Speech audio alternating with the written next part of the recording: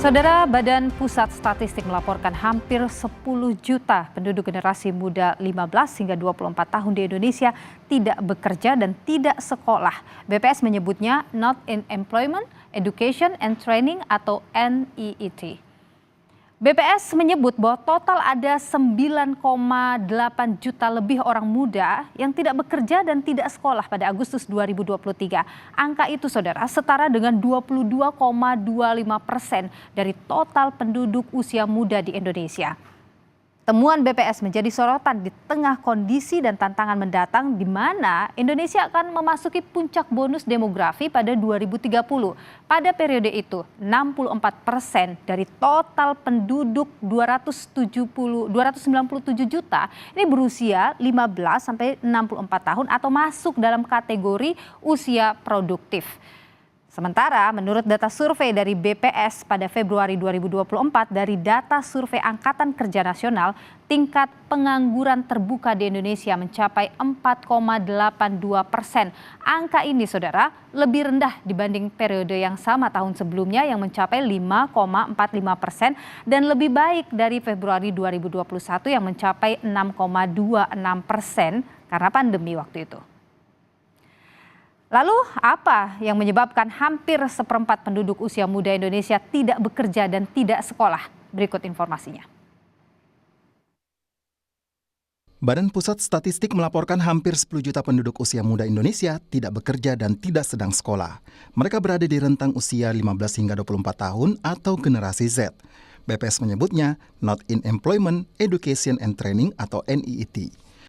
Menurut BPS dalam survei Agustus 2023, total ada 9,89 juta lebih orang muda yang tidak bekerja dan tidak sedang sekolah. Angka itu setara dengan 22,25% dari total penduduk usia muda di Indonesia.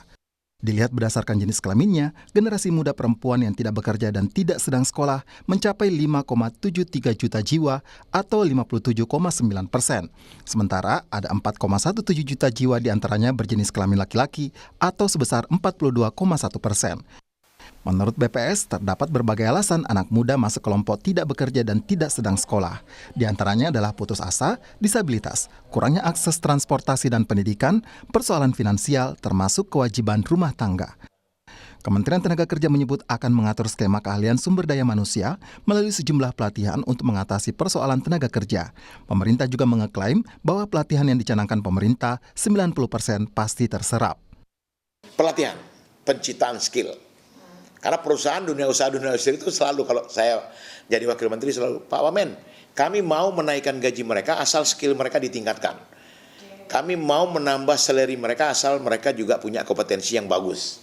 Nah, oleh karena itu dunia usaha, dunia industri yang sudah mempekerjakan mereka bisa juga kita rekrut agar mereka juga bisa diberikan pelatihan sesuai yang diinginkan di dunia usaha tadi. Sosiolog Ida Ruwaida menyebut fenomena tidak produktifnya anak muda yang masuk rentang usia 15 hingga 24 tahun harus segera ditangani pemerintah. Ida menyebut perlu pendekatan secara kolektif untuk mengetahui akar masalah dari kalangan generasi Z. Besarnya jumlah generasi muda yang diharapkan produktif dan bisa menjadi bonus, ini nantinya akan bisa menjadi disaster.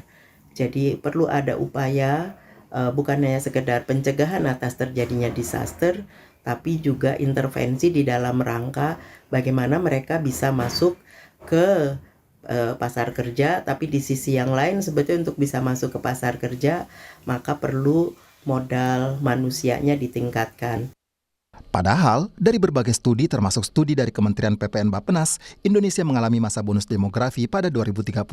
Pada periode itu, 64% dari total penduduk 297 juta jiwa berusia 15 hingga 64 tahun atau masuk dalam kategori usia produktif.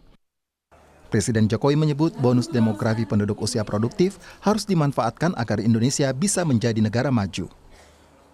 Saya kira sudah sering saya sampaikan bahwa 10-15 tahun yang akan datang kita akan mendapatkan yang namanya bonus demografi. Muncul dan itu yang akan, kalau kita bisa menyiapkan, itu yang akan membawa Indonesia menuju